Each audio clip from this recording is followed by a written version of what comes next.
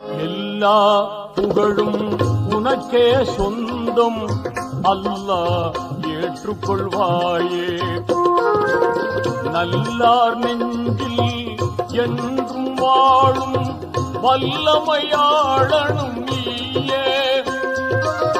பாங்குடன் எங்கள் துஆவை ஏற்று, பாங்குடன் எங்கள் துஆவை ஏற்று, பாவம் பொறுத்தருள்வாயே.